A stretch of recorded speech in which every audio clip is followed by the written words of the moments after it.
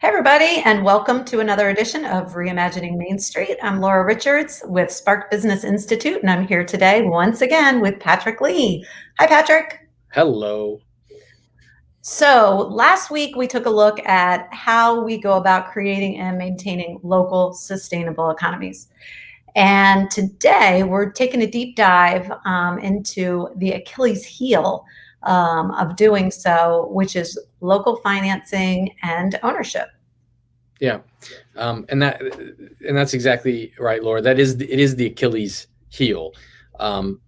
We currently have a system set up where, with the exception of local small businesses, and there's not enough of them, most ownership is removed from the location of the business. Right? You think about corporate stores, franchises, all that sort of stuff. Franchise is a little different, but there's an entity that's somewhere else that's making decisions, right? And so, those decisions are often made based upon rates of return and spreadsheets to benefit anonymous owners and investors who don't really know what's going on in that community, or don't have, their boots aren't on the ground, right? And this even applies to institutions that we consider to be sort of part of those communities, like banks, right? Because you have your local bank branch, but a lot of these big banks, their decisions have nothing to do with those local bank locations, right? And we talked about the value of local community banks in previous podcasts, and we'll probably touch on it again here. So, all of this stuff revolves around local ownership, understands the local issues, local economy, and a lot of times they have a vested interest there. Exactly. So the idea of Wall Street versus Main Street, it isn't just a tagline or a description. It's very, very real. Give us an example. Well, we're going to go back in time a bit, just because this example is just so classic in showing how this works, right? But let's go back into the 1980s, and the city of Herkimer, New York, was about to lose its main employer, which was the Library Bureau. Okay, and the Library Bureau was a factory that was a subsidiary of the Sperry Rand Corporation. All right, and Sperry Rand had a minimum requirement of about a 22% rate of return for all subsidiaries, and of course, the Library Bureau did not make the cut. So Sperry Rand says, okay, we've got to shut it down. Now, the city gets wind of this and realizes, oh my gosh, there was a catastrophe in the making coming at us, right? What do we do? Okay. So they worked with the workforce of the Library Bureau itself. They went to the local politicians and, started having these conversations. What do we do? And eventually even approached the federal government and asked for some assistance to purchase the plant directly from Sperry Rand. All right. And they successfully did this. So they moved the ownership from this distant corporation to local ownership. Now, the Library Bureau plant itself continued to operate for another decade. Okay. And during that decade, it delivered an average of 17% rate of return, okay? A rate that was hugely beneficial for the local ownership and for the community, but not sufficient for the anonymous distant investor ownership, right? But here's the interesting thing.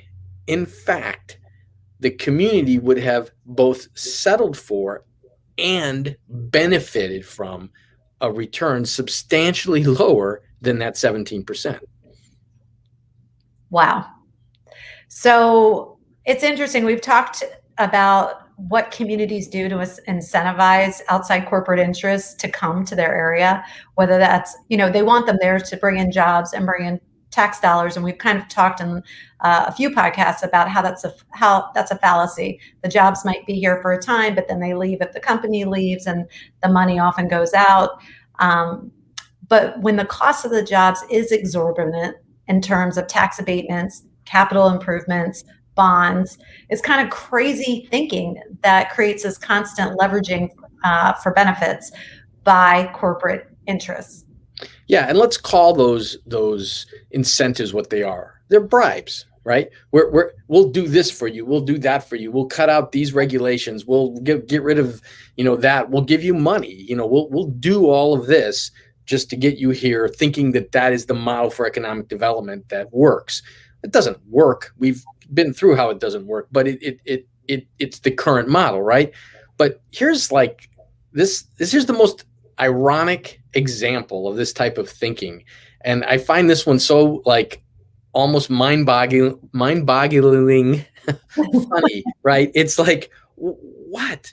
And I can say boggling, mind-bogglingly funny.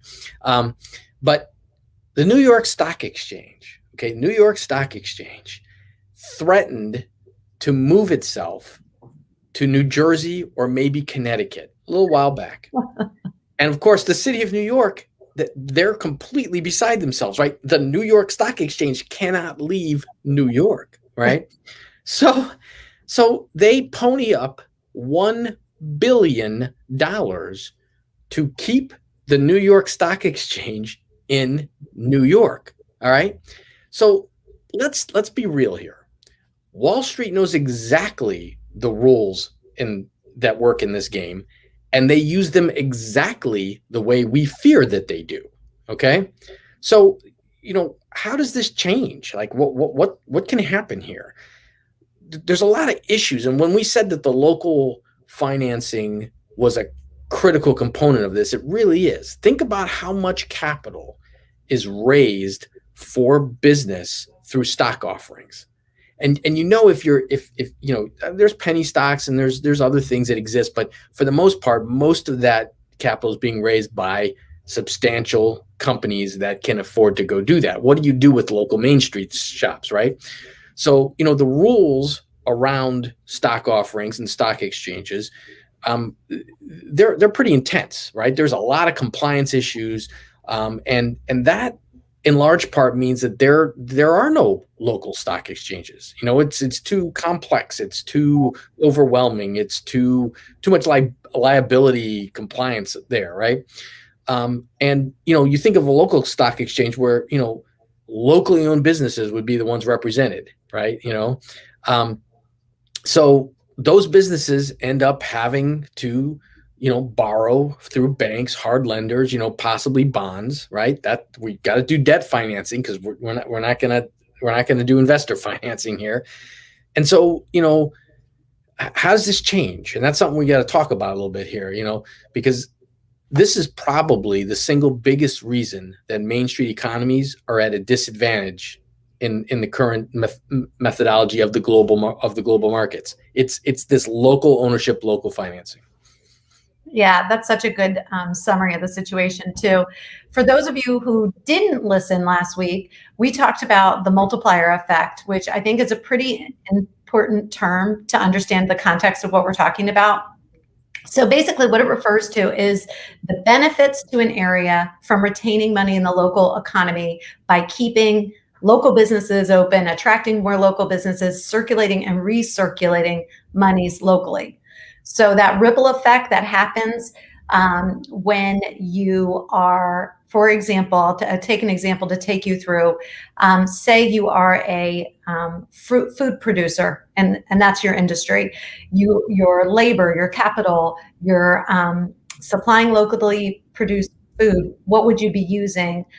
Maybe you need more farmers, you'd need food processors, you'd need packaging and advertising. So every step in the process, you're getting all of those things locally. And you can extrapolate out to what the opposite of that is, right? If you're a huge corporation but you have branches in every state, you might be getting a lot of those services from your headquarters. Those monies are then funneling out to where headquarters is. So, and that even goes right down to machinery, equipment, and energy being contained locally as well.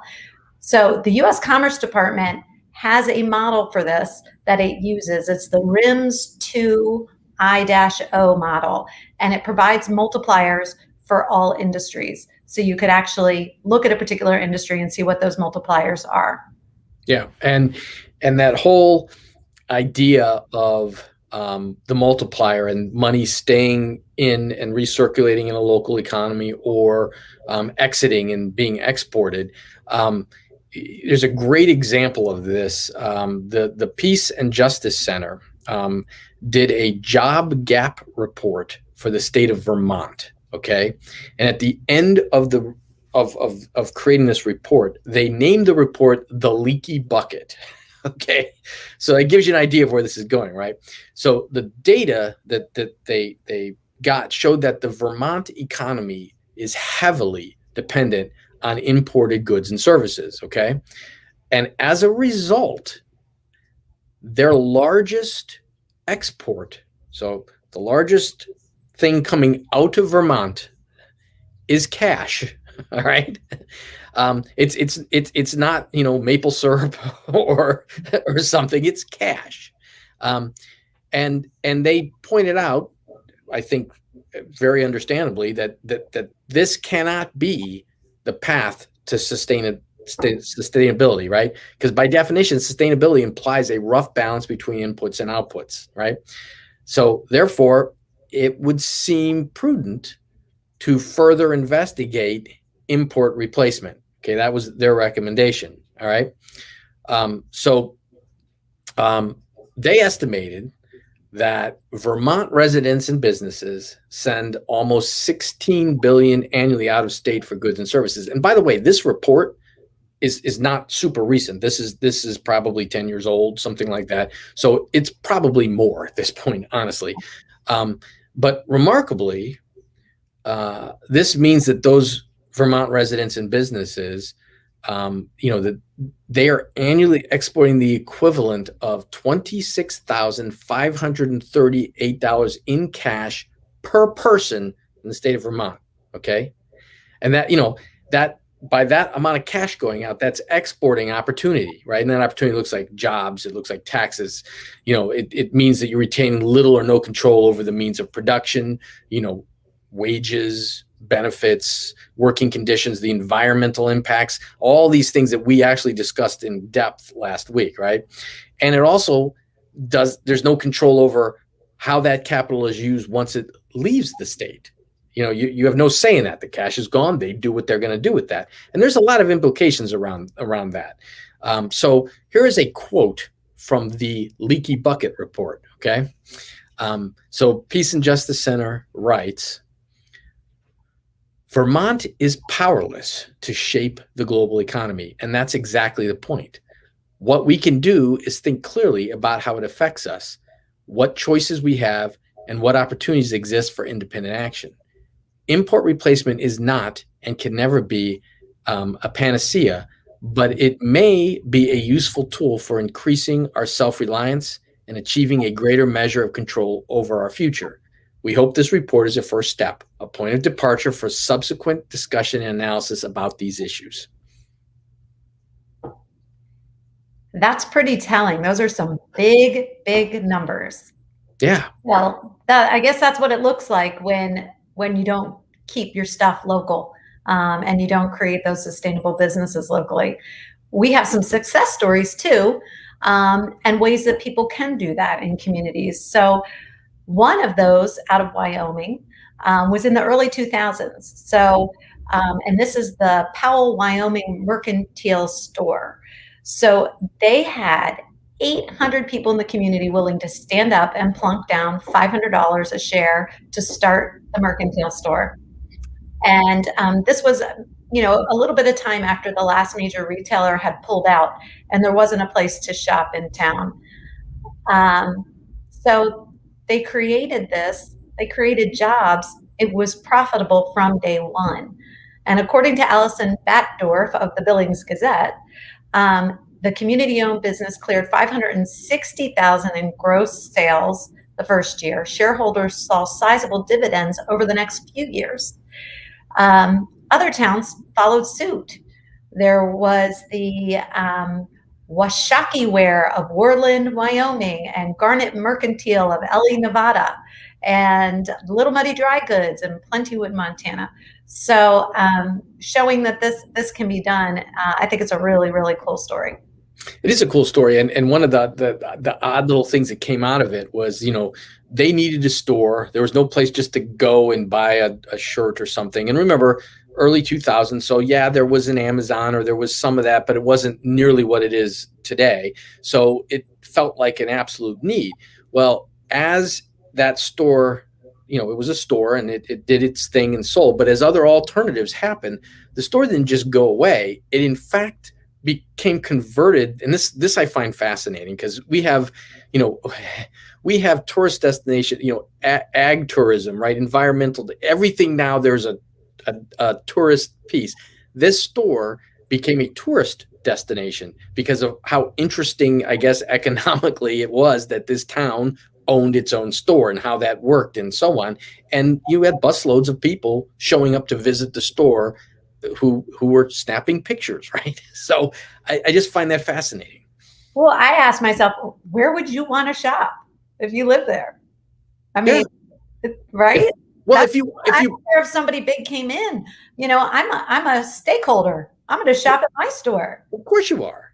Yeah. That's the whole point of local ownership, right? Exactly. It supports the community. Exactly. And that goes right into my next point around here is buy local directories. These are kind of new, and they're popping up in places like our own backyard. We have a Buy Maryland directory that came out over the pandemic. And it really wanted to promote awareness and the strength of diversity of the goods that Maryland produces. And it showcases manufacturers, artists, craft persons, agribusinesses, and it allows consumers to find them, and encourages people to buy Maryland. And I think we'll be seeing that more across other states and throughout the country. Similar online initiatives are being taken, I think, it more in a commercial way, but in a they're free to the business to get listed. There's one called buylocal.ly, which according to their site is a free directory that helps match shoppers with local restaurant shops and services. And another similar service, shoplocalshopsmall.com. So, what I see kind of as an opportunity is the potential for these online retail portals to coalesce and collect all these small businesses in a retail fashion, so that they could take on, the Amazons of the world and actually compete. I think that we are going to be moving in that direction, as we've seen throughout COVID. Small shops offering more robust online platforms to engage. I think we can do this. It's an opportunity. Well, talk a little bit about that whole Buy Maryland directory. There was a partnership piece. It's interesting to me how many different organizations sort of coalesced around doing that. Yeah, it was a lot of different groups. The Project Resource Group, Home of Maryland with Pride, the Regional Manufacturing Institute of Maryland, and the Maryland Department of Housing and Community Development, as well as Main Street Maryland program. So that kind of collaboration is exactly what we've been talking about. Yeah, that's it. Yeah, I think it's a great example, and I do think it everyone wants to make this stuff very complicated, right? We're talking local stock markets, we're talking all this money going here, and it's sort of overwhelming. But this is the example of a simple, direct team up to do basic marketing, basic awareness, basic promotion, right? And that's all we're really talking about. And those steps build. Right. And I think that's important, because when we start talking about some of this, I can see the Buy Minnesota, the Buy Massachusetts, the Buy Maryland, only M states, by the way. But, I can see that catching on. It's so easy. We identify to our state. I mean, we all do. Where it is, I live in Maryland, and so I think that's a good way to sort of begin to coalesce. We understand buy local, buy Annapolis, buy whatever little town, but the states start to put a little heft to it. Okay, it's sort of a way to look at that, and it also gets bigger government focused more local, right? We're not focused at the federal level. We're a state. We got to worry about all this federal stuff going on in Washington. Well, maybe, but the state government needs to focus downward. So you get a little bit higher government doing that. And that brings up my next sort of thing, which is, What creative ways can we work towards to allow local government to be more impactful in this sustainable community thing? The models that are out there are very global, and they're being pushed by U.S. Chamber of Commerce and big corporations and the Federal Department of Commerce and all this stuff from way up here, and we need local government to have more say, right? I don't want to get into what sort of regulation should be lifted or not. That's not what this is really about. But should local government be allowed to either invest in or facilitate the investing in of selective local enterprises, right? And should they be able to sort of control the type of goods and services that do enter? And you'd argue, well, no, it's free commerce. Whatever works, but we see there being limits placed on commerce interstate. Going back and forth.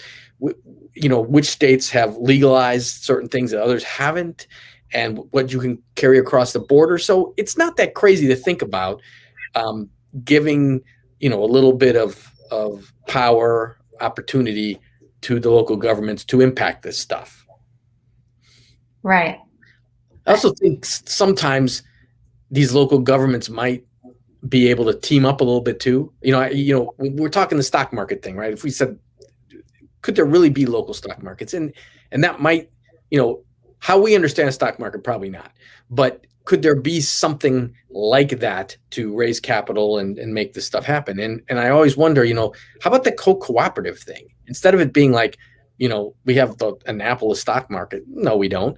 But what if, you had 4 or 5 towns and you could list in that, that cooperative regional stock exchange your small bit, what if those opportunities were made more doable, right? And then I think, another piece of this puzzle is the local banks. And we've done a whole bunch on the local banks, so we don't want to repeat that all here, but you really should be banking with a community bank. You shouldn't be banking with one of the large banks. You just shouldn't. And there are so many reasons for that. And if you want to know more, watch some of the previous podcasts. Absolutely. YouTube that. So, well, also, we had talked about, and this was several episodes back, but Berkshire bucks. And in that same idea of local stock exchanges, we can talk about local currencies. And that kind of sounds like a pipe dream, like local currency. What's that? Well, in the Berkshires region of Massachusetts, and this was back in September of 2006, 400 businesses and nine bank branches over 3 different banks worked together to come up with this currency model and keep Berkshire bucks, which is what they were called, recirculating in their own area. That money wouldn't move anywhere because obviously they're not going to take it anywhere else. And this is pretty incredible. These statistics are from February 2020. Since they launched those, over 10 million Berkshires have been issued from participating branches and circulating all over there. So it's a huge success story for those 400 businesses, and it shows you the power of cooperation. When 3 different banks will work together on a local currency with the community, and it extends for, well, that was 14 years as of 2020, and they're still going strong. So I think that's pretty awesome. Oh, it's absolutely awesome. And I think it also shows, it's almost a marketing leverage tool for those small businesses, right? We accept Berkshire bucks, right? And if you're paying with those, you automatically get this discount, or here's the like it allows for communication around why would you want to use this local currency? Like, that's silly. Why can't I just pay with my, dollar bill? Well, here's why, right? So it's such an easy way to start the conversation and to demonstrate this recirculation, what we were talking about of money. Because when somebody comes in to cash it in, because now that money's got to leave, right? It can't be used here. You know what's happening. So, another way to approach changing some of this thinking, right, is what we've talked about. We're talking subsidizing big business to come locate in your area. And we've talked about the tax giveaways, the infrastructure development, the dismissing of regulations, all the things to just get that big factory to show up right here, and then it's celebrated as a big, a big victory. But if we took all those costs to subsidize that and we put it towards some of these initiatives, all of them, the local banks, the Berkshire Bucks, the local ownership. On the previous podcast last week, we talked about how the cost of creating a job from a local business is tenfold less, if not more, than it costs to bring one of those jobs in from out of state, right? So just getting economic development and government in your local area to recognize these things and start getting creative. We don't want to bribe that company to come here for a couple of years and take a bunch of our money, make a bunch of profit, and walk off. We want to support and remake our main streets, right? That's I think that is the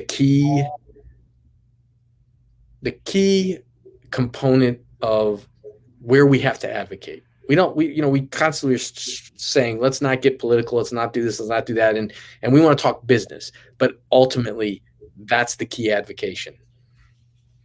I think you summed it up pretty well. I know we went a bit longer today, but hopefully everybody has a good idea now of what we mean about financing in local and sustainable economies.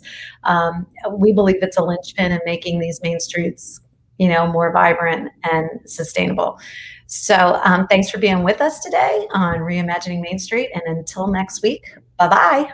Bye, everybody.